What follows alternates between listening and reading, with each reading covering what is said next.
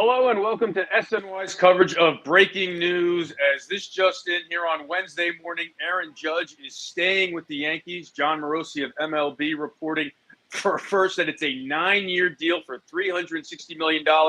I'm Eamon McEnany, happy to be joined by John Harper and Anthony McCarron. And John, let's start with you. Tuesday afternoon around 5:20, certainly some unsettling times for the Yankees and their fans. Now, less than 24 hours later, what's your reaction to Judge staying with the Yankees and the deal he received? Well, I mean, my first reaction is that Judge played a great hand of poker. I'll tell you, to get the max out of the Yankees. Who knows? But I never thought he was leaving. You never know what that hometown pool is like, but he sure played it as well as you could to get that offer up. Even as we're finding out now, the Padres were involved as well, and there are reports that the Padres offered more than the Yankees offered. So I always thought the Judge, look, you never know with these guys, but I thought Judge was the kind of guy that wanted to be a legacy guy with the Yankees. He wanted that history. He wanted to be the next Jeter, the captain, and all that stuff, win championships there. So who knows how serious he was with the Giants, but it looks like he just played this to the very well as you could. So he must have some poker in his background somewhere. I think you're right, Harp. And look, the Yankees had to do this deal to me because a judgeless Yankee team is a pretty boring team if you're looking at that roster and what's available out there on the free agent market to replace him with. So I think that they had to do it, and it was the right move. He's coming off of the greatest walk year in the history of walk years, and I think there's more history to be made in terms of him placing himself in the pinstripe legacy department, and I think it's going to be great to see that unfold over the next few years. Do you wonder about the length of the contract in terms of what he'll be at the very end? Yeah, but it's not a business to me in that way. I know it is to the Yankees, blah, blah, blah. But, Aaron Judge at 39 is the price you have to pay for Aaron Judge at 31, 32, 33, when he's hitting 50-plus homers a year, when he is driving the Yankees to the top of the division and potentially far in the playoffs. I know that hasn't happened yet. That's next on the list for him, is winning a World Series in pinstripes. He's the kind of guy who wants to get that done. And this was the first step for the Yankees, to me, to having a competitive team, a contending type team for next year. I know a lot of fans are going to say, oh, it's going to be the same team coming back. This is an outrage. Where's the new excitement, the new players? Well, this is where they had to start. They had to have Aaron Judge back. There's no doubt about that. Obviously, the Yankees without Aaron Judge almost seem irrelevant, especially after the year he had last year. But Harp, you use the poker analogy and the gambling analogies with how Aaron Judge has handled the last 8 months is spot on. Bet on himself, and he never folded when the Yankees made the offer in spring training. So what's your reaction to the way he played this out and maybe turned down more money from other teams out west? Yeah, played it perfectly. Even who knows? Look, we all know John Heyman reported that he was going to the Giants. However that played out, it happens occasionally. Everybody makes a mistake. But I was listening to Andy last night on his reports, Andy Martino, SNY, and he said basically the Yankees had no idea what was going on. So even to that end, however that happened, that certainly had to help Judge because, as Anthony said, the Yankees were in a desperate spot here. And I think I think it was more about Hal Steinbrenner than even Brian Cashman because, Cashman has always been rational about these kind of decisions. But I think Hal Steinbrenner knew if he lost Judge, as it is, he got booed last summer at Yankee Stadium for showing up for the Jeter thing. Yankee fans are so down on him. They think he hasn't spent as much as he should. If he had let Judge go, he wouldn't have been able to show his face at Yankee Stadium. So the pressure was on. Judge knew it. And he played it perfectly. He played it absolutely perfectly. Harp, you heard those comments from Andy last night on Sports Night, which airs every night on SNY at 11. Just want to throw that in there now before we welcome in That's where I heard Sweeney Murdy. That's it. And at 11:30 at midnight, but that's for another day. Sweeney Murdy joins us now, SNY's Yankee insider. And, Sweeney, there's really no place other to start than the fact that 5:30 Tuesday night, Yankee Nation thought their leader and their future captain was on his way to the West Coast. What's your reaction to how the Yankees and Judge were able to get this done early Wednesday morning, late Tuesday night? Yeah, obviously it's great news for the Yankees and Yankees fans. The indications I was getting last night was that the Yankees were hoping they would get a chance to match better whatever offer was out there. They weren't sure that they were going to get that chance. Remember, Judge is driving this train. The free agent has the leverage. He's the one in charge. So I think they were just hoping that they were going to get that chance. It came down to if he wanted to go to San Francisco, there was nothing the Yankees could do to stop that. So then it just became a matter of, okay, are they going to be able to get a chance to say, we'll give you the same amount of money. Do you want to come here? Obviously, we found out that answer this morning, and Judge is staying here. It's long-term, it's comfort, it's familiarity, it's legacy now. He has a chance to just really be one of the all-time great Yankees. And that plays with ego sometimes too with these guys. That's part of legacy, is being in one place and building that brand. He now has a chance to do that and go down with some of the all-time greats. One thing is missing, it's a championship. And I think he probably realizes that in his 6 years as a big leaguer, the Yankees have been to the playoffs every year, and the Giants have been to the playoffs once. That has to resonate. If your goal is to win a championship, that has to resonate in your mind that you will have a better chance going forward here.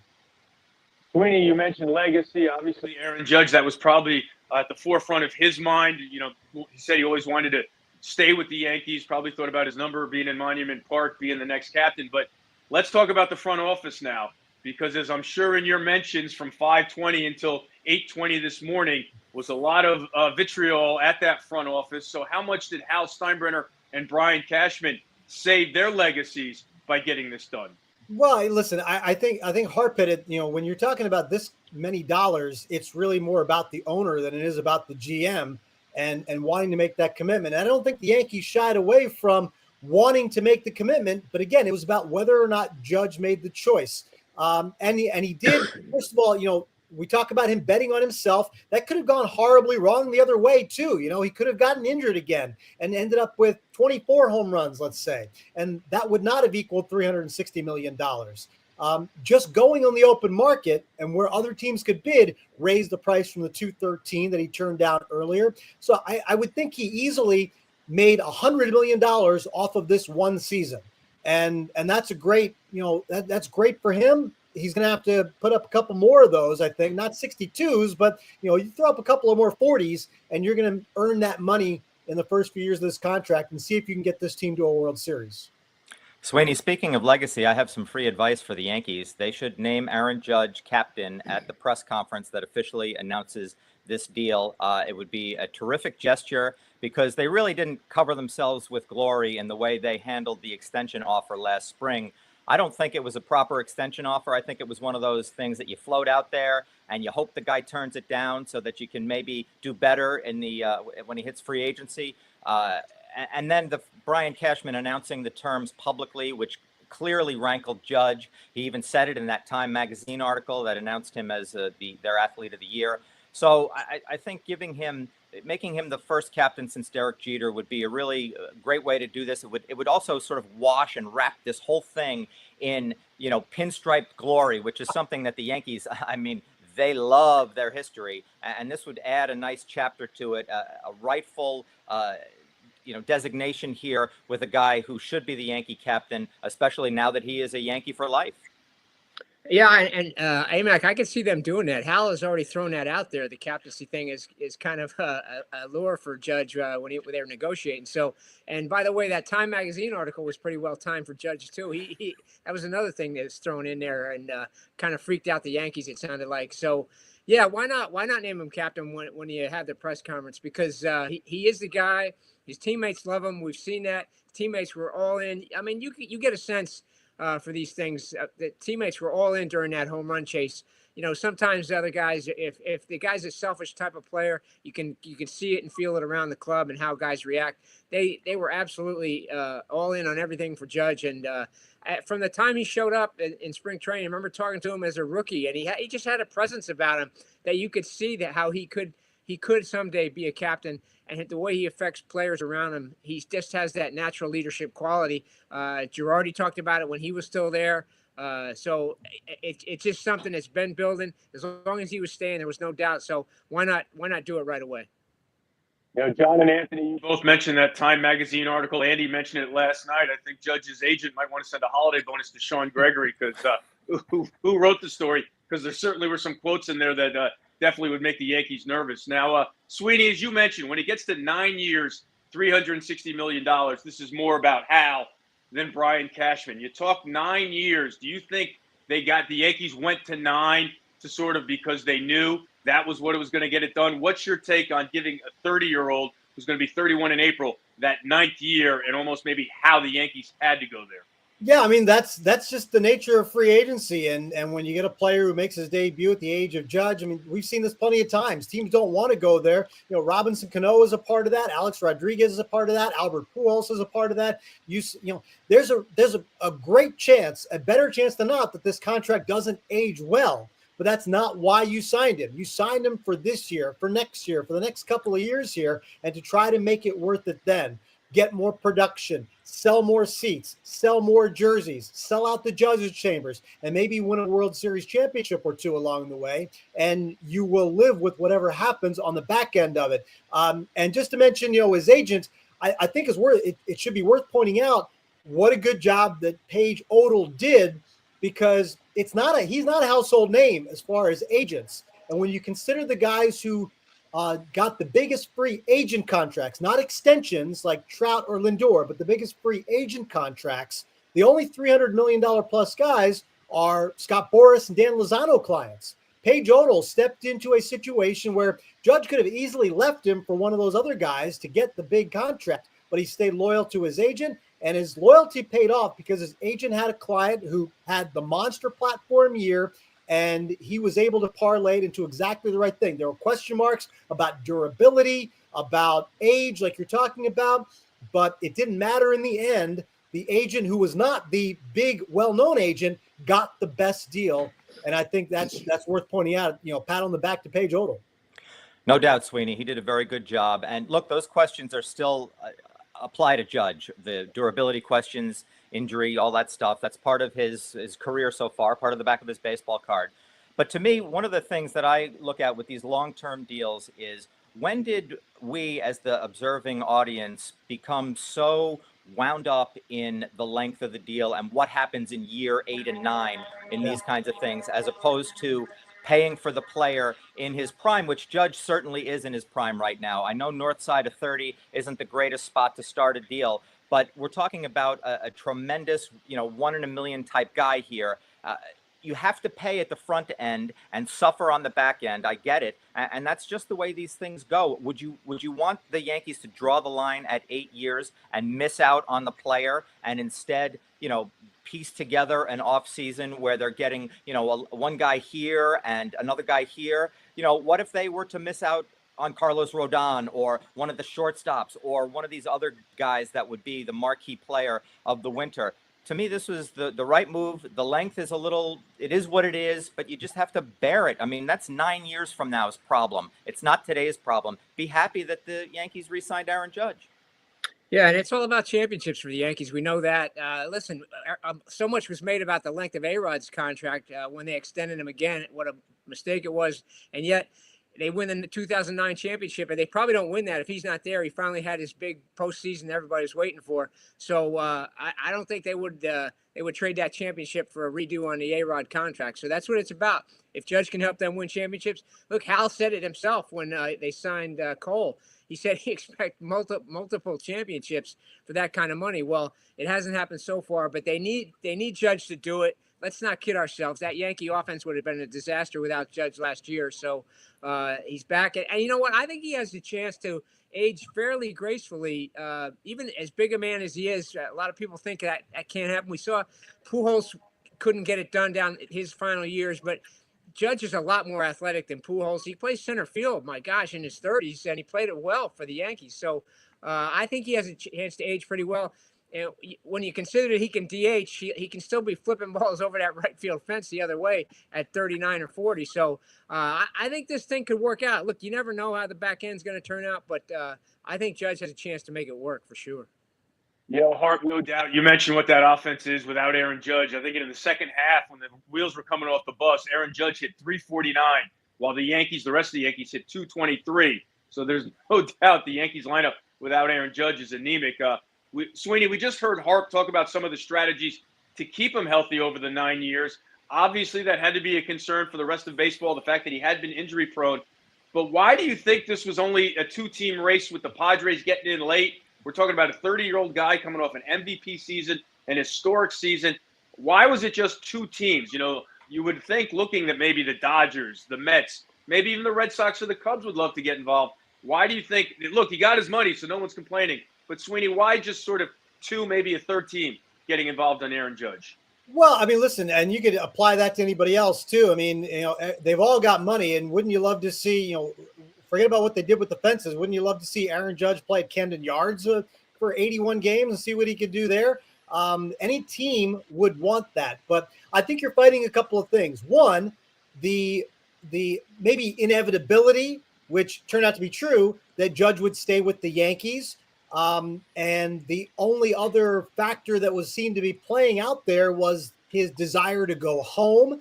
Other teams had money, but could they offer what those two teams had? The Yankees had his entire legacy and familiarity. The Giants offered the comforts of home. Padres, Dodgers, anybody else who want to throw in the mix there, they might have the money, but it's about the allure too. And maybe that just wasn't there for Judge when you're talking about the other teams. Remember, the player controls this. This is free agency is about the player and his leverage, which is why the Yankees were in a position last night where they weren't even sure if they were going to get to match the offer. They weren't sure if, Jacob deGrom took his offer to Texas and said, see ya. The Yankees' worst fear could have been that he was going to do that with the Giants offer. He brought them back into it, let them be a part of it, and the Yankees were able to play. But I think that has to be a part of it, is that how many other teams can offer what those two teams did to a player of that magnitude? We hope you're enjoying your coffee and bagel with our coverage here on SNY's breaking news of Aaron Judge agreeing to stay with the Yankees. It's a 9-year, $360 million deal. Reportedly, John Morosi had it first. I'm Eamon McEnany, along with John Harper, Anthony McCarron, and Sweeney Murdy. And Harp, I want to go back to you because everyone's talking about championships, win now. Yankees got swept by the Astros. How close are they to a championship club moving forward? Well, they didn't look very close to the Astros, that's for sure. But relatively speaking, they are close. We know that. Look, they won 99 games. They've been in the postseason every year, but they do need to I feel like do a little more to get over the hump. You never know. Injuries are an excuse. We know that. But if Benintendi and LeMay, who had been there, it might have been a little bit of a different story in terms of making better contact. We know strikeouts were a huge problem in that series against the Astros. I feel like I really wonder if Judge, had questions to Hal Steinbrenner and Cashman about, well, what else are you going to do here? Because if I'm coming back, I want to win championships. Maybe he played a role in that as well. But, Andy Martino has reported that the Yankees are in on Rodon as well.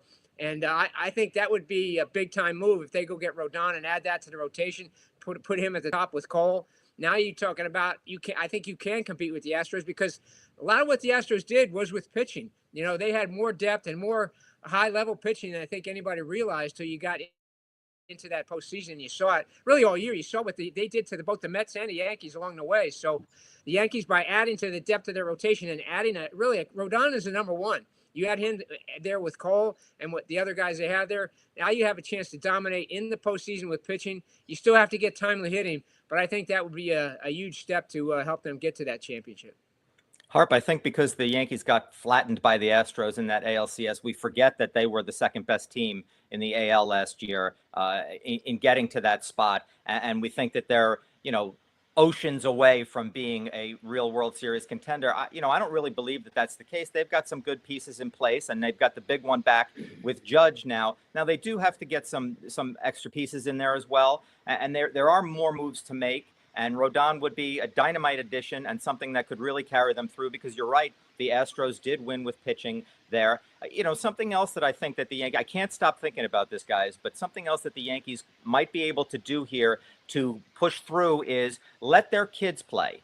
I'm talking about Peraza. I'm talking about Anthony Volpe. We've heard for a long time now, more than a year, about what incredible prospects these guys are, what great makeup, all that stuff they've got. well, give them a chance in the majors, because that's an inexpensive way for them to potentially, I'm not saying it's a guarantee, but potentially get an elite player at another position that they don't have one already at. And it's time to give these guys a chance, especially with all the money they spend. Hopefully they're going to be spending more this winter to fill more holes. But if one of those guys hits in a Michael Harris type of way, with the Braves, that's a huge advantage for the Yankees. And look, they have touted these guys forever and ever. It's time to give them a chance. And I think that with some winter additions puts them right there with the Astros again. And then you throw them into a 7-game ALCS perhaps again and see what happens.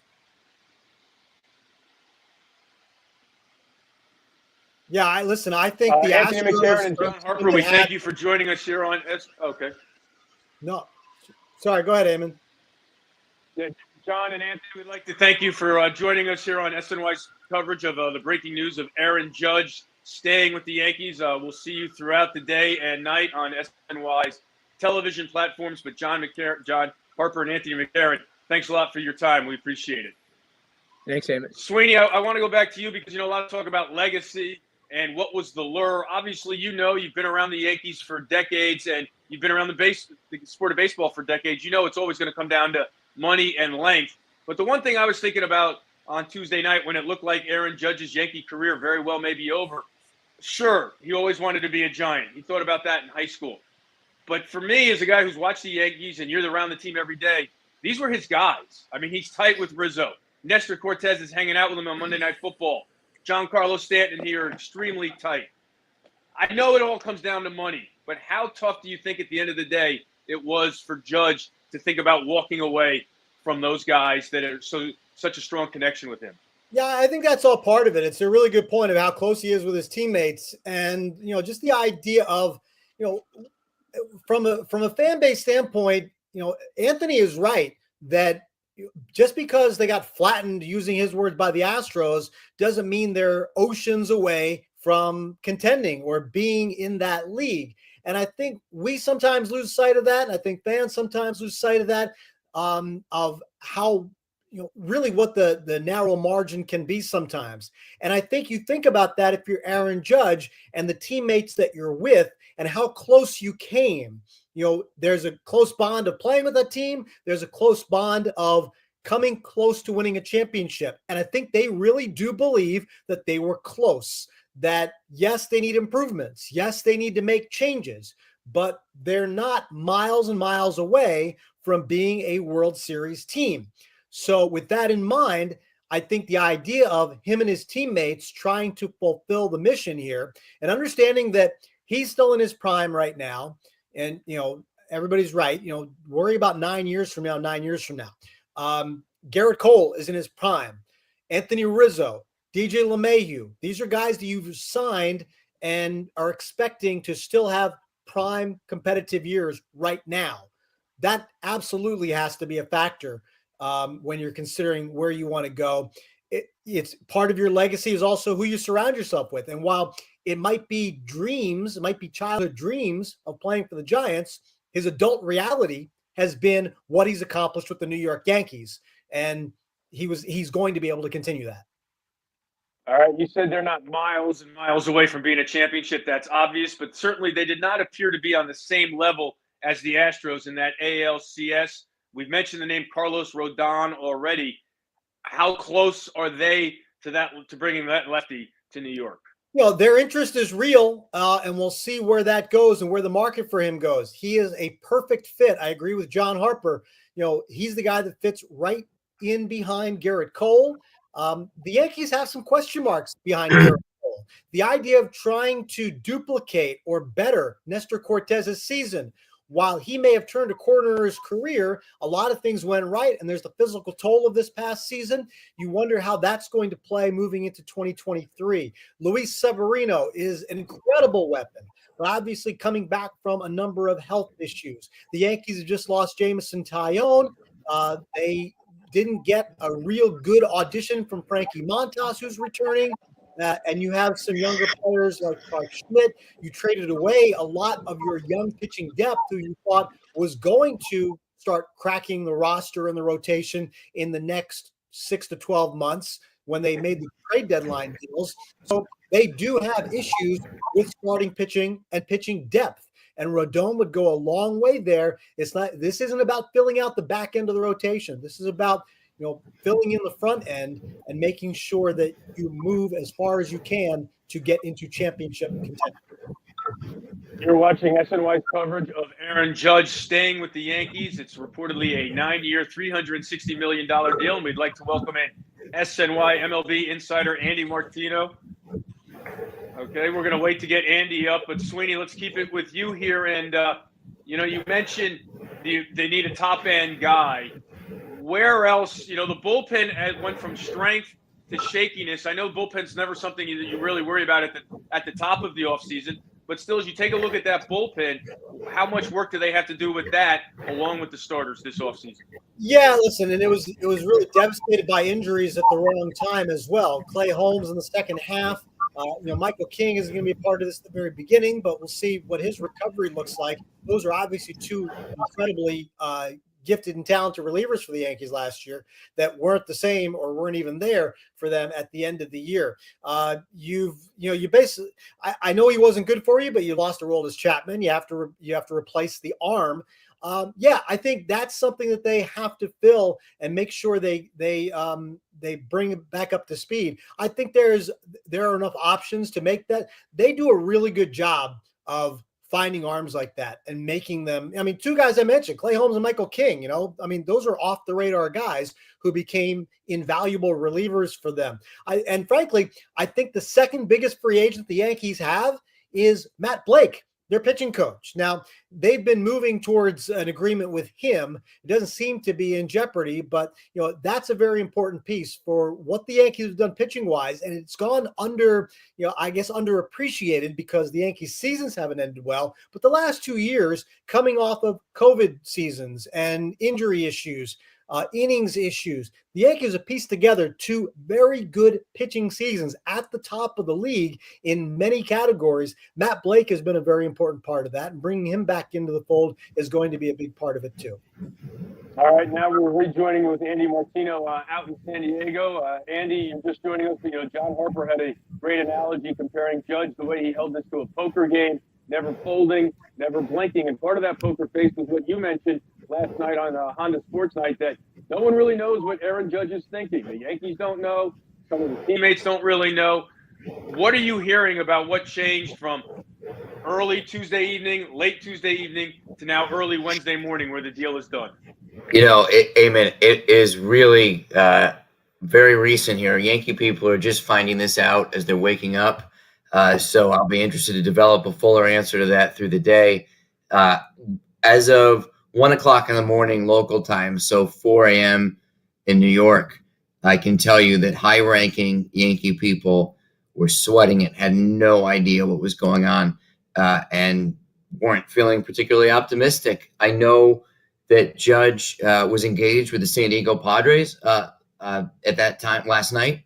So there was a lot of uncertainty there, even into that time. So a lot of pleasant surprise from Yankee people. For example, a very high-ranking person who I'm just texting with now was very happy. I was asking when it came together, and the answer I got was, I'm just waking up, but I'm happy. So there you go. It's really a developing thing there. It's very early here. Yes, it is. And it's a little after 7 a.m. We've ruined Andy's attempt to get on a golf course or go see the zoo out in San Diego. But I'm going to keep banging that line, Andy, until you leave. Sorry about that. But, Fair enough. You mentioned the Padres. The 9 years, $360 million that's being reported was out there earlier from the Giants on reports. The Padres obviously got involved. Are you getting the sense that maybe Judge turned down more money from those West Coast teams to stay with the Yankees? I don't think that this came down to money. It'll be interesting to see as myself and others find out what the exact offers were, if we do get that information. But all throughout, the Yankees had the sense that money wasn't going to be the determining factor here. When you get into that realm of offers, they're pretty similar, whether we end up finding out they were $5 million apart, $10 million apart, more, whatever. It always was going to come down to what Aaron Judge wanted to do. And he knew he was going to get paid. The Yankees were confident all along that they weren't going to be beat financially here, at least significantly, whether it was by a couple of million here or there, who knows. But it was something that was going to be a personal decision. I was told late yesterday that none of the reported offers from any of the teams were exactly right. So that's something. But again, I honestly, frankly, Eamon, wasn't all that concerned with what the exact dollar numbers of the offers were, because we knew it was going to be something huge like this, and we knew it was going to come down to just what Judge wanted to do. Yeah, my understanding was last night the Yankees were hopeful that they would get a chance to match or better, however you want to phrase it, with whatever the Giants were willing to offer, but they weren't sure they were going to get that chance. We saw what happened with Jacob deGrom in the Mets negotiations when he got the deal with Texas. They were just informed, hey, we're leaving. Thanks a lot. And I think that's probably what the Yankees' worst fear was, that they were prepared to pay what it was going to take, but were they going to get that chance? What were Judge's desires? I've said it before. Free agency is where the player has the decision. The player has the leverage, and it really comes down to what he wants. Did he want to go home? Did he want to fulfill those childhood dreams, or did he want to continue what he has built as a New York Yankee, the career he has built, the name, the legacy, which can continue with, you would expect a captain's title, and at some point you would think the hope is a World Series championship that's going to put you in that upper echelon of Yankee greats, the guys who you recognize by uniform number, by one name, and are in the, whenever stroll through Monument Park and you see who we're talking about. Judge had that opportunity in front of him if he wanted it, or he could have gone home where his childhood dreams were, where those pulls and desires were. We know what he chose, and the Yankees got their answer. They did have the opportunity to come back and make the last offer.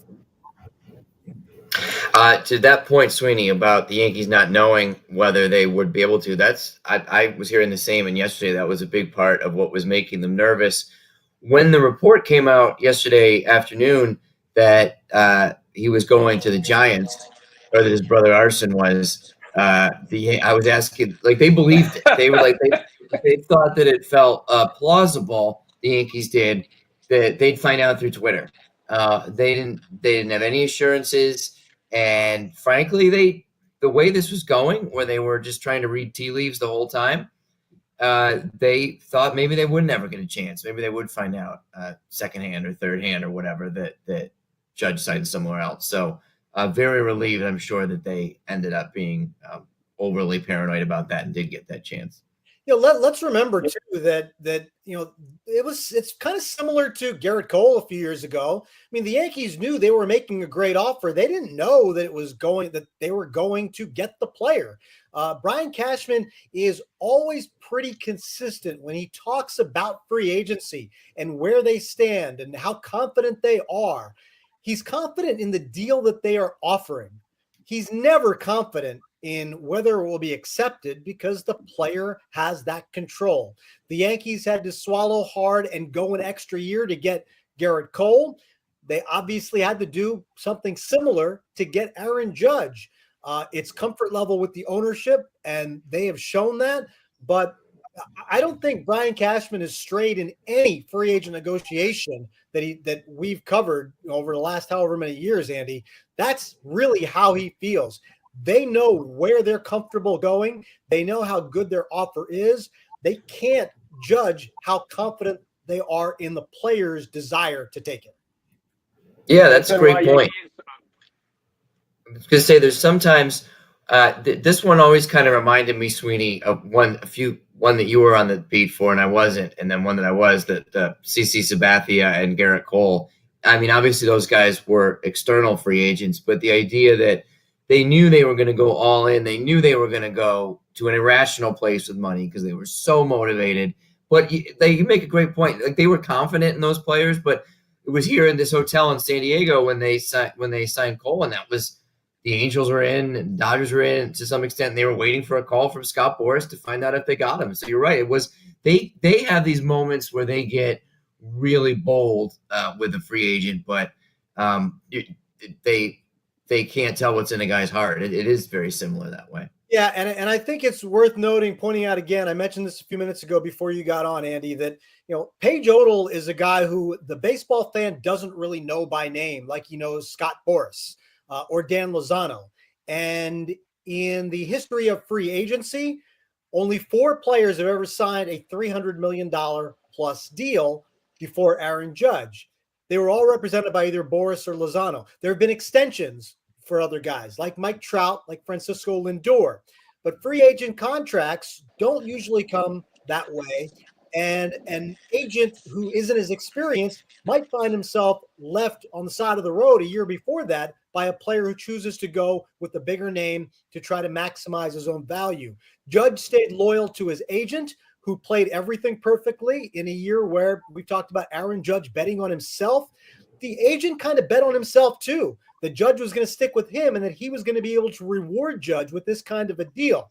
Aaron Judge had the greatest walk year in history with 62 home runs.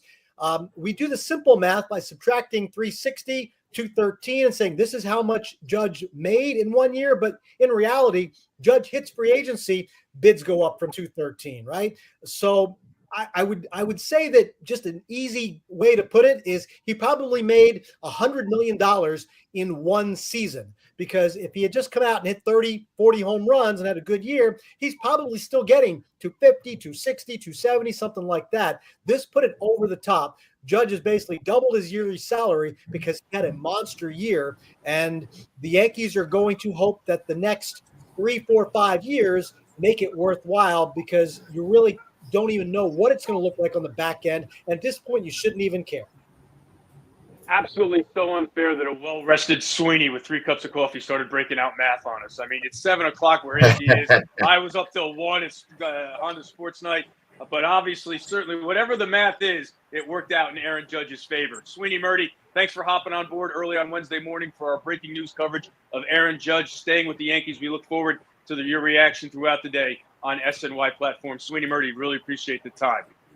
Andy, I want to go back to you because obviously, there's so much talk about legacy here. And, you're talking about how nervous and, the Yankees were sweating this on Tuesday night. It was just Friday night when the Mets lost a generational, homegrown, future Hall of Fame talent. And the blow of that was cushioned a little bit public reaction-wise by the fact that the Rangers were willing to go the 4th and 5th year. The idea that it was well known that maybe Jacob deGrom really had no desire to stay in New York. That was not going to be the case here with Aaron Judge. You could talk about growing up wanting to be a Giant all you want, but I'm sure from your mentions and just a casual scroll through Twitter around 6 o'clock on Tuesday night, you knew the Yankee fan was irate of the idea of losing Aaron Judge. How much, it deals with a lot of money and constructing a roster, but still, the fact that the Yankee fan would have been so upset if Aaron Judge left, how much do you think that might have pushed the Yankees to go to that 9th year? Well, I think the Yankee fan who tweets is upset when he or she gets out of bed in the morning any day about something. So I don't think they can worry too much about that Twitter reaction. But they could worry about star power and the fact that marketability and the fact that the New York Yankees, part of their brand is having these iconic talents. And they were so lucky to go not directly from Jeter and A-Rod in that era to Judge, but pretty close. When Judge came up in 17. So they need ratings on their network. They need people in the seats. They need jersey sales, excitement. The San Francisco Giants can win and be good with like matchups and platoon players and a smart roster, as they did 2 years ago, winning 107 games without really very many stars. But I mean, they had Buster Posey, but still a very low-key guy. But the Yankees need to win and have that marquee Monument Park style people. So that's one of the things that was so important for them, and frankly, why they had to overpay Judge. Like, this is not going to be a good contract baseball-wise. I don't think there's any question about that. I don't think there's any question about who knows how many years it's going to be when this becomes like, oh, geez, the albatross of the breaking down old Aaron Judge. But the Yankees need to deal with that because they need icons. And that's just part of what it means to be the Yankee franchise.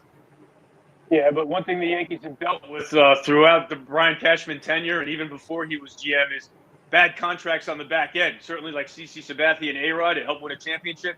Jacoby Ellsbury did not, but they have dealt with bad contracts before the last 2 decades. We now want to welcome in Sal Cotta, who's joining us here with our coverage of Aaron Judge staying with the Yankees. And Sal, I want to pick up where I left off with Andy, that fan reaction. You're on your radio show from midnight to 5 in the morning, Wednesday morning, when it appeared that, Aaron Judge might have a foot out the door. So what's the reversal like that in your minds from the fans you were talking to 4 in the morning, 3 in the morning, to now 9 o'clock in the morning hearing Aaron Judge is going to stay? Relief. This is absolute relief. There's nothing to celebrate here. It's funny. You wake up, or I wake up, to the Yankees taking bows here, and the Yankee fans are relieved. The organization did what they had to do. They avoided embarrassment. I mean, signing Aaron Judge is not this great get. This is not a big deal. This is the bare minimum. They had to do it, and they're lucky that Aaron Judge wanted them more than they wanted him. We felt all along there was going to be a more lucrative offer out there. Turns out that was the case with the San Diego Padres. Judge ultimately did not want to leave. That's why he was hurt with that initial low ball offer. That's why this thing dragged out, because he needed the Yankees to get up to the very least to where the Giants were. But ultimately, I think the Yankee fan this morning, while they are happy, they are relieved that they did not lose the best player in baseball, or one of the best players in baseball, to another team, something that would never happen to the big, bad, mighty New York Yankees. So I'm going to challenge you a little bit there, because obviously, again, it's a sense of relief. There's no doubt about that. And you're absolutely right. We'll get to how they still need to improve their roster. But it's still the best, you just said, the best player in baseball, debatable, certainly coming off one of the best years in baseball history, staying with your club, whether it's relief or not. This is still a good day for the Yankees, because Aaron Judge is going to be on the roster for the next 9 years. Right, but the organization shouldn't have put themselves in this spot to begin with. And I don't care about the contract, and I'm not worried about Judge breaking down. This is not about year 7, 8, year 9. This is about the New York Yankees cannot be losing great players. The New York Yankees used to acquire great players. This was one of their own. They drafted him. They developed him. He went out and had a historic season. This after having very good years with the Yankees prior. They could not lose this player. End of story. They didn't. They deserve credit for that, but they got lucky because it wasn't like they did everything they could to keep him. There was a more lucrative offer out there. The Yankees ended up getting the player back on a cheaper deal because he wanted to be here. So good for Judge, good for the Yankees, good for their fans. But they are fortunate this morning because it could have been a total embarrassment had Judge taken the most money and left the New York Yankees.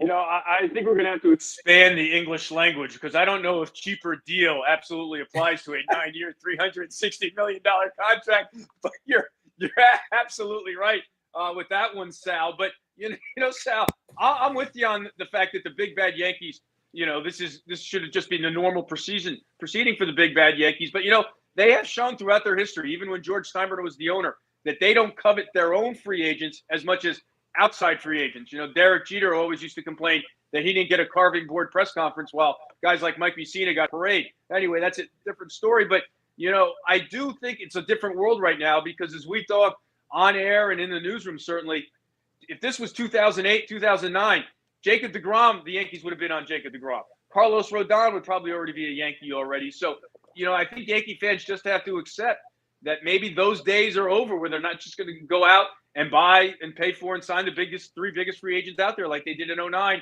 with Teixeira, Burnett, and, of course, CeCe.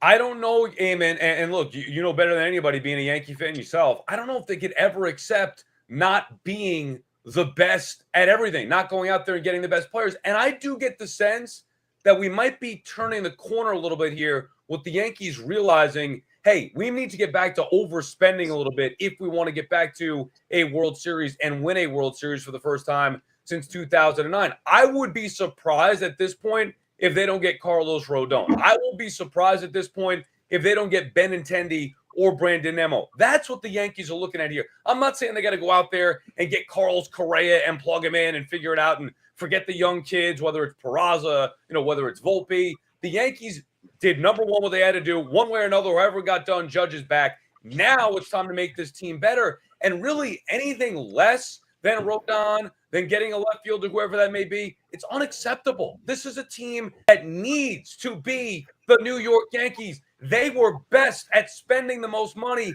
getting the best players. They haven't done that in years. There's no coincidence that they haven't also been to a World Series in years. So I don't know if those days are over for sure. As long as they're the New York Yankees, as long as they're spending big money, I still have hope that they could go out there and try to actually add to this ball club as opposed to just avoiding embarrassment, bringing their own guy back in Aaron Judge. Absolutely good point, Sal. And by the way, Sal, I am a journalist, an anchor, and a reporter who might just have happened to blow my kid's college fund on going to Yankee Stadium from 1995 to 2003. But that's another conversation. We now welcome in Jim Duquette, who I don't know if everyone else saw, but I saw slugging down a cup of coffee because it's certainly an early morning. There it is. I wish someone could heat up mine, but Jim Duquette's joining us from the winter meetings out in San Diego. And, I want to start with you with where, I started with Andy because late Tuesday night, the SNY shut down the offices at 1 a.m. There was no deal. If anything, it looked like Judge most likely was a goner. How did the Yankees get this done early Wednesday morning? I'll tell you what, Eamon, that's been the biggest secret out here is when is this going to come to a conclusion and who's going to end up getting the guy, right? I mean, we know that the Giants have been bidding, and I was hearing late last night that the Giants, no matter what the bid was, were going to go a year more than the Yankees. They were determined to get Aaron Judge.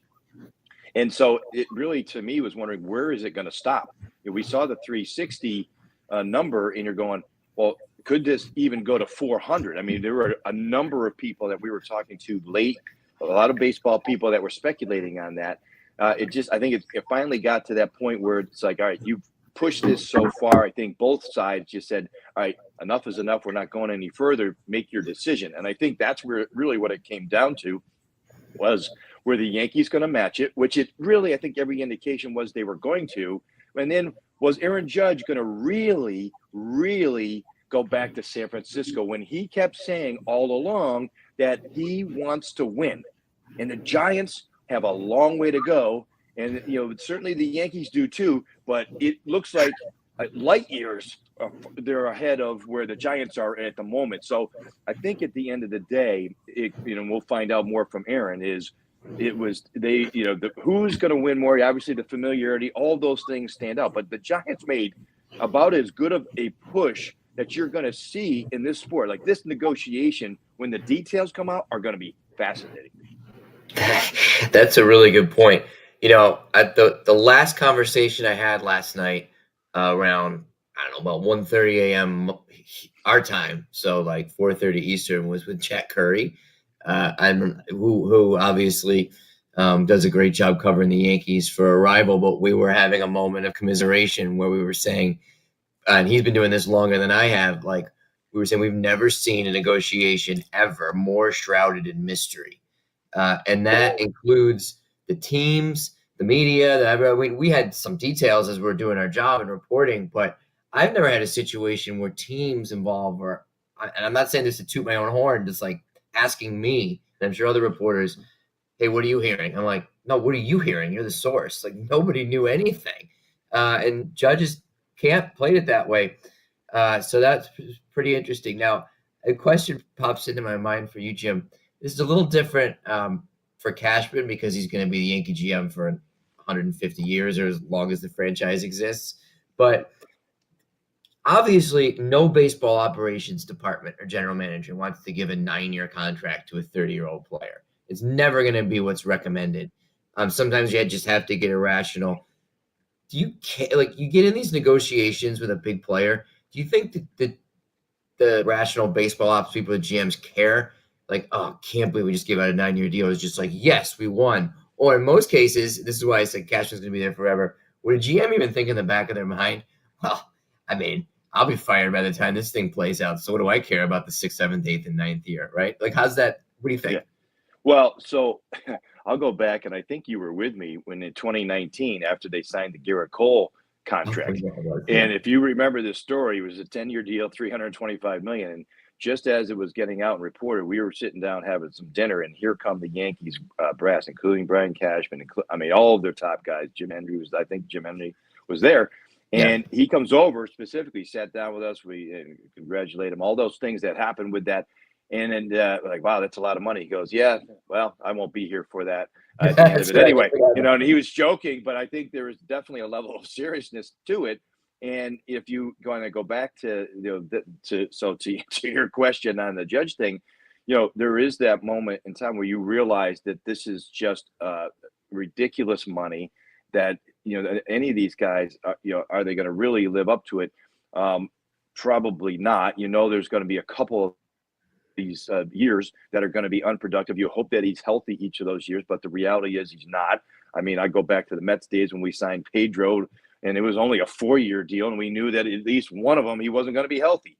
Like, that's an uneasy feeling when you're signing a player, and the fan base expects him to be healthy, or a lot of them do. Okay, geez, we got him for 4 years. In the back of your mind, you go, realistically, they're not going to be healthy or available for a couple of those years. So, or at least one in Pedro's case. So, yeah, I think there is that level of uncomfortableness. But the one thing I will say is, when you are making these high dollar prices, and I've talked to a lot of agents about this over the years, and GMs too.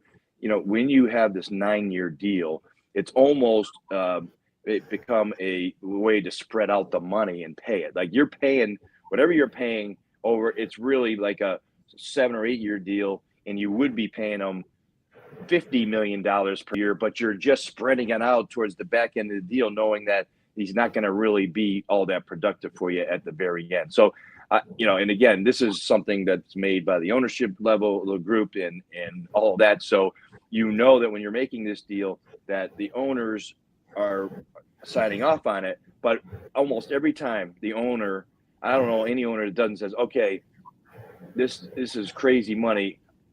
Are you okay with this signing?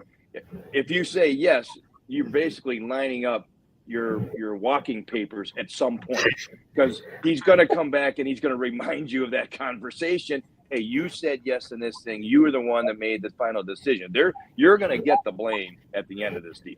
I think everybody's making too big a deal of the back years of these contracts. I mean, we know going in, it's not going to, in all likelihood, it's not going to be the value that it is on the day that you sign it. This is a deal, I compare it to the David Wright deal with the Mets years ago, where I would say if the Mets didn't sign David Wright, they fold up shop. I don't care what the contract is, how it works out. They had to bring David Wright back. I felt like this was one of those with Aaron Judge where I don't care if it was $400 million. The Yankees had to bring him back. Whether it pans out in year 7, 8, 9, it doesn't matter. Fans aren't paying the money. The owners had to pay the money, so it doesn't really matter. Have you ever, Jim, felt as a GM in a spot where, hey, we got to bring him back? I know that logically this doesn't make the most sense, and I don't believe that in years 6, 7, or 5, 8, whatever it may be, 5, 6, 7, 8, it's not going to work out. But we have to bring this player back.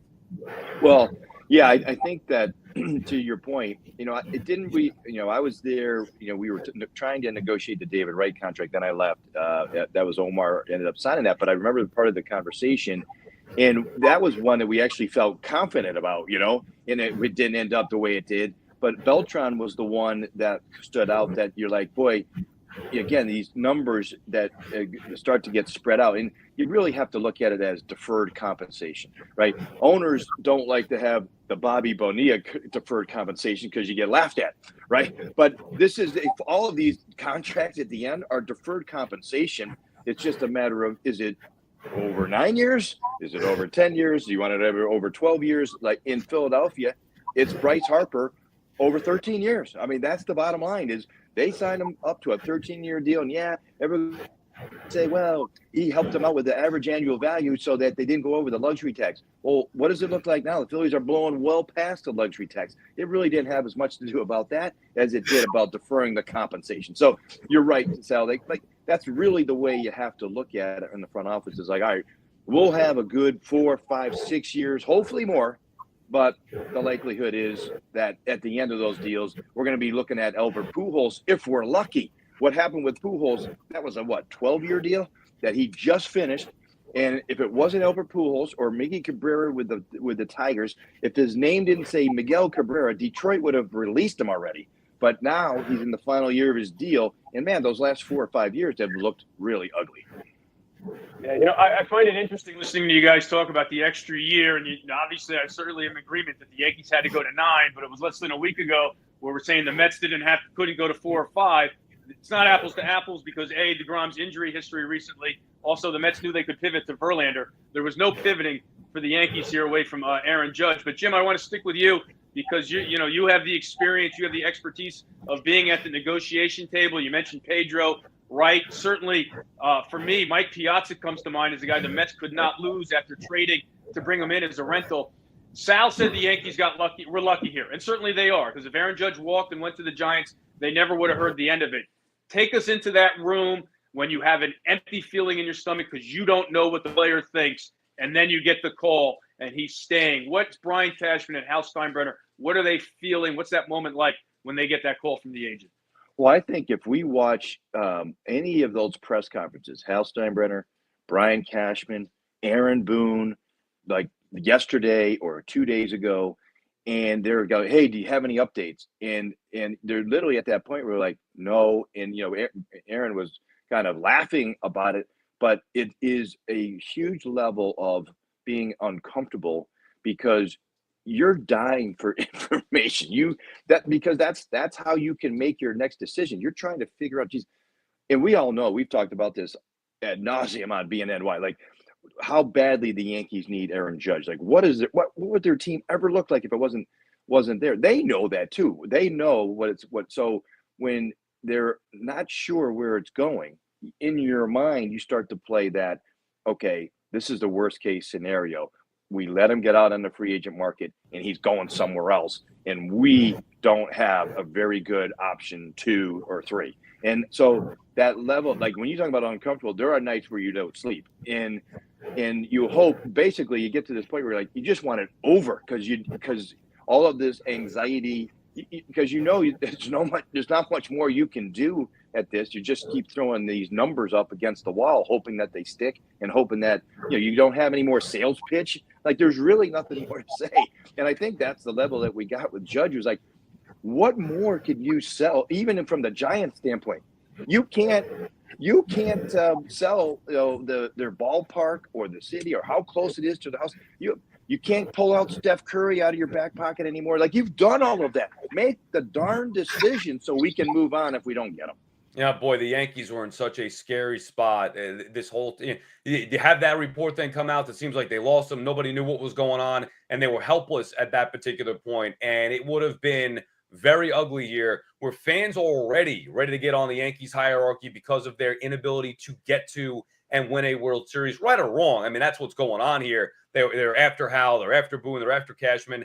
Had they lost Judge, and it would have been no fault but their own because they let it get to this point. This is the lesson learned. See, the Yankees were lucky enough to come out of this okay. They played with fire. They almost got burned, but they didn't. Let this be a lesson learned. You got to lock these guys up. And the Mets should learn from this, whether it's Alonso, whether it's McNeil. You cannot run that risk of letting your best players get to the point where they're a year away, months away from free agency. Yankees initially far undervalued what they had in Aaron Judge. This is not a contract that is off of 1 year that had a historic MVP year where he hit 62 home runs. This is other teams looking at Judge in total, the player that they value, where the market is going, saying we're coming to 360, or the Padres going to 400 million, which is incredible to think about at Judge's age, where nobody said he was going to get a 10-year deal worth that money. Well, guess what? He got offered the 10 years at 40 million per. Aaron Judge, not just off of that 1 year,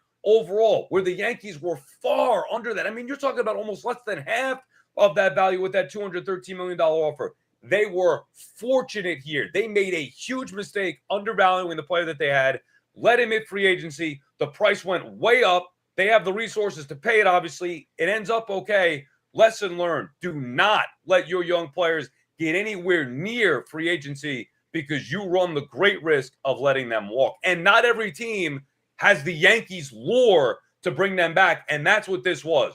Aaron Judge wanted to be in pinstripes for his entire career. It certainly seems that was the deciding factor. And Sal, just hearing you say $400 million from the Padres makes me wonder how fortunate the Yankees are that the Mets never got seriously in, because the more teams that got in on this, the more big market teams got in on this, the Yankees would have had to fork over a whole lot more than $40 million a year for 9 years. But Jim, they spent for Aaron Judge. That seemed going in was the bare minimum that they had to do this offseason. What's next for Cashman and Howe? Well, I mean, it looks certainly like they need starting pitching. There's no question on that. We've been hearing their name linked to Carlos Rodon recently. I think Andy even talked about that recently as well. So that's not going to be a cheap number when it comes to what Rodon's going to get. I mean, we've talked about his market, but the way these prices are going, it could be 175, 200. I mean, it could be 200 million. I was even talking to some people about the record for left-handed starting pitching or David Price at 217 million. Keep an eye on that number, so this is where the market is gone, especially in light. And I didn't even know the Padres offered 400, Sal, to Judge if that's even true. So you get these crazy bids at the last minute that we sometimes don't find out about. So I think that's a big part. They need bullpen help all over the place. So certainly they're going to be spending on the bullpen. And I think the other question is, are they going to go for one more bat in the kind of left field Benintendi spot, or because I think this probably as they start choosing, they were in on it, but talked about Nimmo, but likelihood is Benintendi is probably the better fit. I felt like all along Nimmo was their fit if Judge didn't sign with them, and they would kind of try to add multiple pieces to kind of piece that offense together. So that's what it's looking like on that end from what we can tell. I'm texting with somebody about Jose Quintana. Could you repeat the question? Who the Mets just signed, by the way? No, what's next for the Yankees? From what you've been hearing, Andy, not Quintana because the Mets just signed him, but we'll stay on the Yankees right now. They did actually. I don't know if you had breaking news. Yeah. As far as the Yankees go, Carlos Rodon. It seems like I know we've been talking about this, but there seems like some confidence there, not assurance. The one thing about Rodon is that there's obviously some nervousness giving him 6 years, given the medical history, but the medicals and the health is good last year. So that's a guy that they're very much on. Obviously, as Jim just said, I heard the word Benintendi floating around when I was texting. So I think he said Benintendi. I think that's more likely than Nimmo for sure. They assured Judge, I'm told, that they were going to spend around him as well.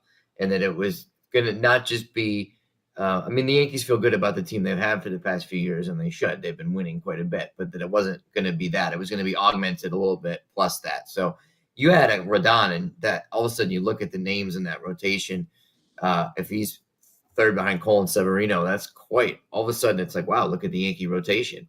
So that would be huge.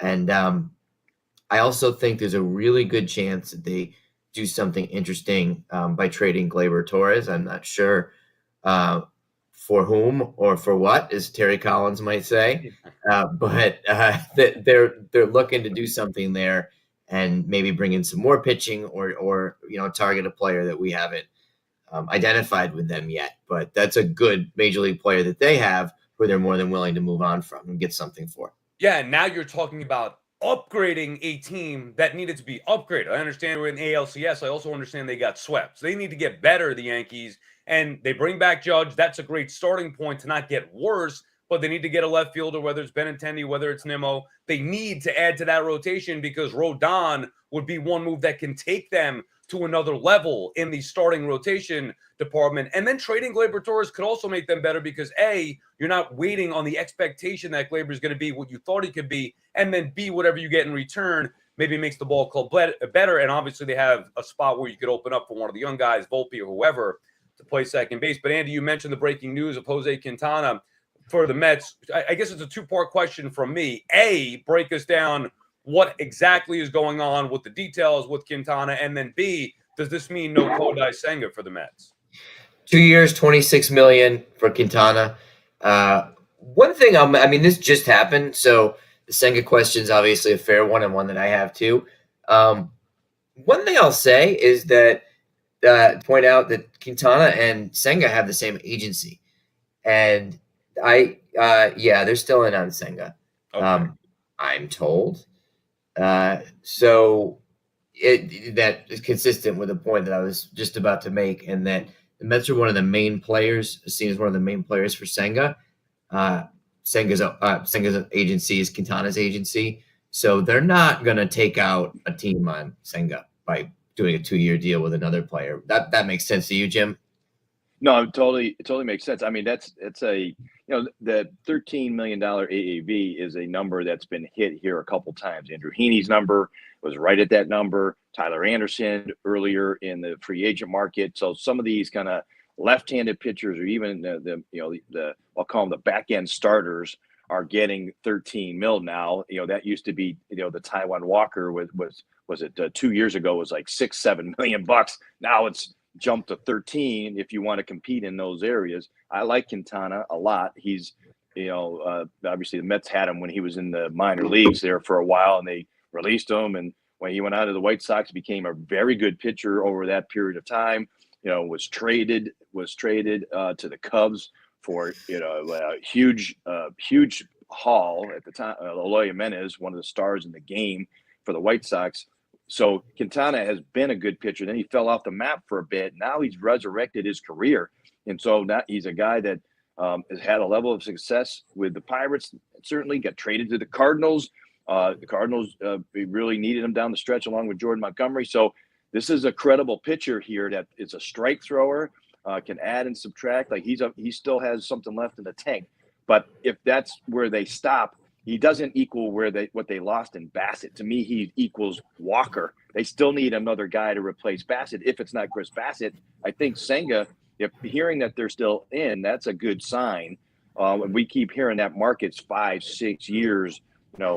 Where that goes, it could be where Tanaka was a couple years ago, which is a big number for a guy who has, a little bit of command issue, but he's got a big arm, Senga. So if they're back in that or still in that is a positive sign. But Quintana, it's going to be, I think we're going to be talking about that as an hopefully as an under the radar type of move, because he still has something left. I'm with you, Jim. I absolutely love this move. The upside to Quintana is he could be a number 3. There is no risk in the 2-year deal, as you mentioned, at $13 million a year. Look at what Jameson Taillon got, a guy who I want no part of. He signs 4 years, 68 with the Cubs. Look at Taiwan Walker, a guy who I like, but 4 years at $70+ million.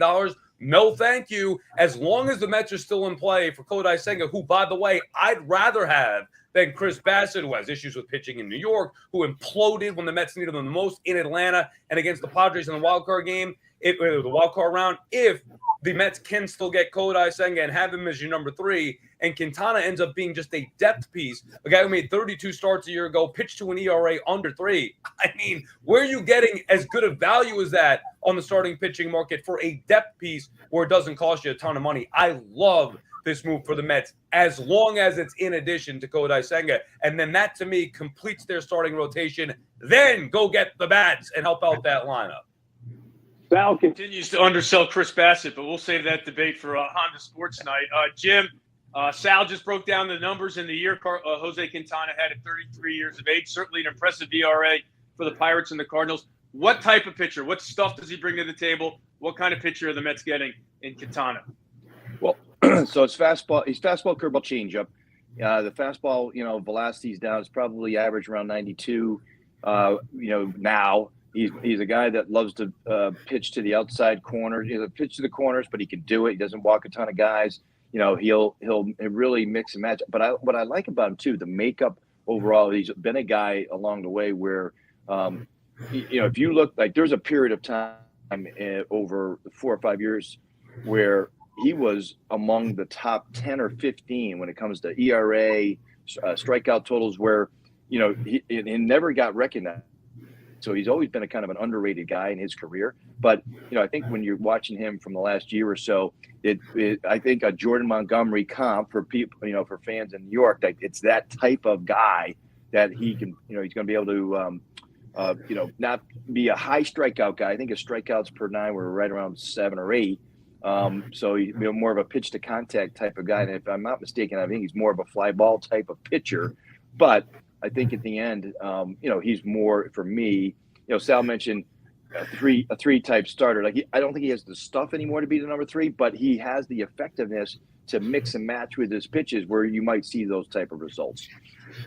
Certainly interesting to see See how this is playing out, and the Mets somewhat undervaluing or letting their own guys walk. Taijuan Walker going to the Phillies on Tuesday night. It would appear they're out on Bassett, but Andy said they're still in on Senga. Jim, again, we're going to ask you to put that GM hat on because there have been reports of a 5-year deal and a 6-year deal.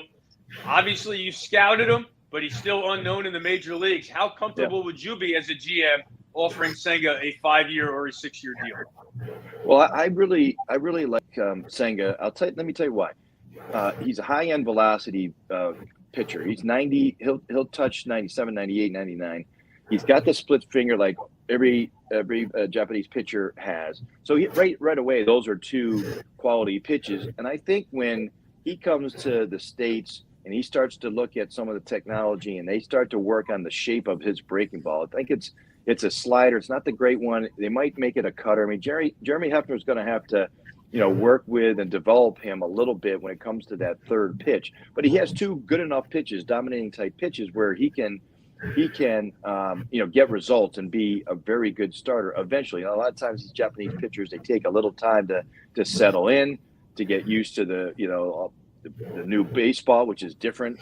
Mounds are different, all the travel, like all those things that you kind of look at when like Darvish came over and struggled, when he first started pitching, struggled. But this is a very, very good starting pitcher that I think, the way you kind of look at him as the season goes on, he would absolutely be a excellent number 3. I think he has potential to be even better than that. But obviously in this rotation with the two guys, at the top, that they're going to be your 1 and 2. So I really like the Senga, and the way the cost has been going, it's partly reason why there's at least 6 teams in on him. There's a bit of boy, you better make sure your scouts saw him well, but that's kind of changed over the years a little bit too. We're better in terms of identifying those guys that can pitch well here in the States. So I think there's some level of certainty with him. The command, if you look at his walk totals, they're a little high, but I think that would get better, here in the States based off of some of the technology that is used here that may not be used over there. The one thing, and I know, Jim, we've talked about this with Senga, and you definitely disagree, and I'm no evaluator, but there are prominent teams that have Senga as a reliever, not even a starting pitcher. So there's a wide variance of evaluation there, projection there, I should say.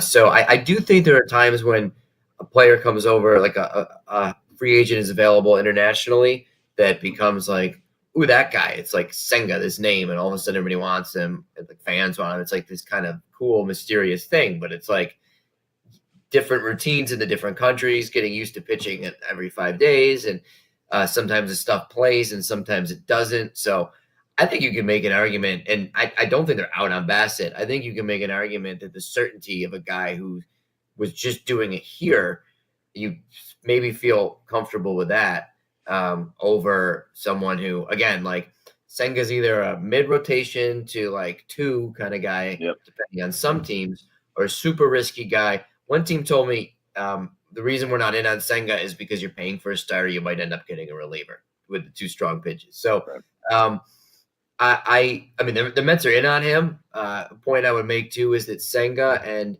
Quintana have the same agency. They're both represented by Wasserman.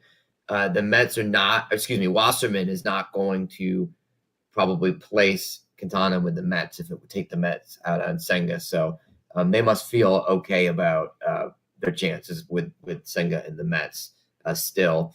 I know the Mets still feel like they're on Senga. But they're still, Bassett's market has been slower to develop. So I think that's still something they would consider too. It's just, I don't know. I've never been a GM. I'll never be a GM, but it would seem to me that the pitcher and the pitcher you don't know, there's got to be some temptation with the guy you know too. Yeah, I think it's, we go through these type of conversations, in front offices, and it's a good point. There are a couple teams that had said that about Senga. It's kind of like that's the warning flag that you hear. I talked to a lot of teams and a lot of evaluators who have seen Senga, and they go, "No way, I don't believe that." So that's the kind of difference. By the way, there was a huge difference when Yoenis Cespedes came over from Cuba. There were guys that thought he was a AAA guy, and the A's, when they signed him, thought he was impact, and they were right. And so it happens, more than we know out there when we have these type of conversations. But I think with Senga, maybe the best comp that I've heard, and you kind of go around and find, all right, who are the two pitch guys that are fastball split fingers right now in the game? Kevin Gausman is the first name that comes to mind, and he gets away with it. His curveball is not very good, and he's turned out, as over time, he's had his struggles early in his career, but now he's turned out to be one of the really, really good pitchers, obviously, now in Toronto. So that comp to me is one that if he does what, whatever signing team finds him, if he does that, you're taking him all day long, and that might be where the number actually goes rather than 150. Gausman was in the 110 range, 150, right in that 115 range.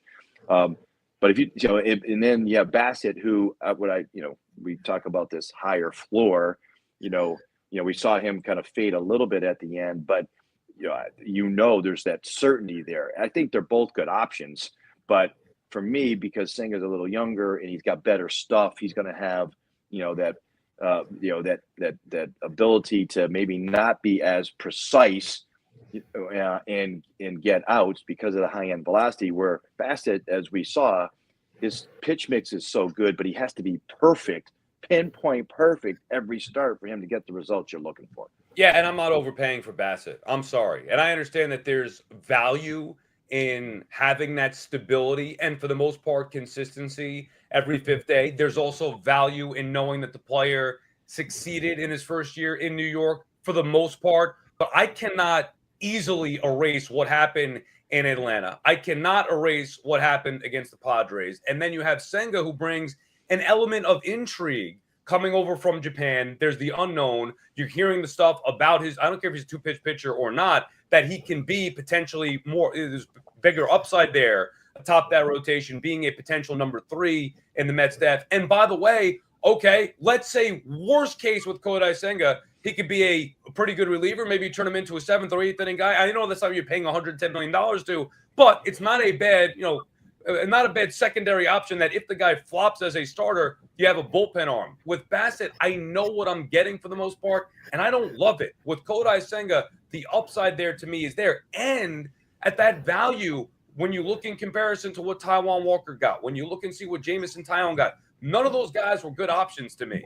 I would rather have Kodai Senga and take the chance. I'm intrigued by him to see if he could potentially be that legitimate number 3 that can excite Met fans in that rotation behind Scherzer, behind Verlander every fifth day, and have a legitimate number 3 that brings a different element to a ball club and a different, element of intrigue and excitement. Andy, I appreciate you correcting me. The Mets aren't out on Chris Bassett. Sal's out on Chris Bassett. All I know is we came on with our coverage here a little after 9. We now are approaching 11, and we've gone from Aaron Judge to Kodai Senga. And all I know is I'm glad it's Wednesday and I don't have to move the car. But we're going to pivot once again, Andy, because certainly these are tons of dominoes here. Aaron Judge signs with the Yankees. The Mets now cough up some money for Jose Quintana. What do those two moves now do to the Brandon Nimmo market? I don't think it affects it much, and maybe Jim will see if I'm wrong about this after I say it, but I'd never thought that the Yankees were huge on Nimmo. They were considering him. I also thought that was a little overstated. And the Mets were going to sign a starting pitcher at this slot. So they still like Nimmo. Maybe it helps a little now that for the Mets to afford him, because it's a really good deal to get Quintana 2 and 26 other than Taijuan Walker. Can we talk for a second about how Taijuan Walker just got $72 million when if the Mets had advanced to the division series this year, Walker's not on the roster. And another team is giving him $72 million. Jamison Tyone, who I really like and thought would have been a good fit for the Mets, maybe selfishly because I enjoyed talking to him. But it's, a pretty good pitcher, $68 million. So you start committing that kind of money to that back rotation, mid rotation slot. And you maybe make it harder to afford Brandon Nimmo. So I do like that they've kept it that starting pitching slot. They didn't spend too much and they got a quality pitcher. I addressed Jim and then his box disappeared. Maybe he's gone, but he can. What happened to Jim? Did he have to leave? I don't know, but let's focus on who is here, Andy. How about Brandon Nimmo here? Come on, let's get it back. With Nimmo here, I'm curious. Now, I want Nimmo back from a Mets perspective, as long as it means they can still add another power bat. And I get that realistically right now, it doesn't seem like the Mets are in on one of those big power bats. Maybe they're waiting for Shohei Ohtani at the trade deadline or in the offseason, but they need more power. And there are only a few spots on the lineup that they could get it. I want Nimmo back under the assumption that they could get that power. But the stuff that we're hearing lately with Nimmo is, yeah, the Mets want him, but he may be starting to price himself out. Is that the Mets saying, well, we can't afford Nimmo and other players that we want? Or is that them saying that, we don't value Nimmo at that price particularly, so we're going to be out on that? Or is that even a smokescreen because we know the Mets really want him and they're just going to do anything they can to ultimately keep Nimmo in center field? I don't think they're going to do anything they can. I think they'll have their limits. They really like him, but there are alternatives. There are ways they can move. If they lose out on Nimmo, they can sign a defensive center fielder like Kiermaier. They can move McNeil to the outfield and look for an infielder instead of replacing Nimmo in center. There are options. So I don't know. I didn't hear the first part of your question because I was texting, but did I answer? Do you think they could get? See, my whole issue with Nimmo is it Nimmo or is it Nimmo plus? If it's Nimmo plus, I'm okay with that. If it's Nimmo and that's it, that's your offense, similar to the Yankees just bringing Judge back, that move by itself is not good enough. Just bringing Nimmo back doesn't make them better offensively. I don't think it's Nimmo plus too much because they're already pretty close to somewhere they don't want to be payroll-wise. Steve Cohen has the money willing to spend, but doesn't want to be the only. He doesn't want to have $100 million payroll higher than the next highest team. You're getting into the 300s now. We're still talking about a Senga or a Bassett. So, Sal, I think that the Mets need more thunder in that lineup, as we all know, and I don't necessarily see how they get it. Aaron Judge, 9 years, $360 million. As Andy mentioned, Taijuan Walker, $72 million Tuesday night, 4 years. The Phillies, Jose Quintana to the Mets, 2 for $26. The Brandon Nimmo market seems to be getting away from the Mets. Is this the same sport that just had a lockout? I mean, money is all over the place. But again, we hope you appreciate SNY's coverage of the breaking news of Aaron Judge staying with the Yankees, 9 years. $360 million. We'd like to thank John Harper, Anthony McCarron, Sweeney Murdy, Jim Duquette, of course, Sal, and Andy for joining us. Obviously, if you listen to 10 seconds, you know the news is still unfolding, so keep it locked into SNY's social media and digital platforms for all the latest news. And coming up at 6 p.m. tonight, all the latest on Baseball Night New York, followed by Mets Hot Stove at 6:30, and then Honda Sports Night at 11. But that concludes our coverage of breaking news. Thanks for watching. And we'll see you throughout this busy Wednesday.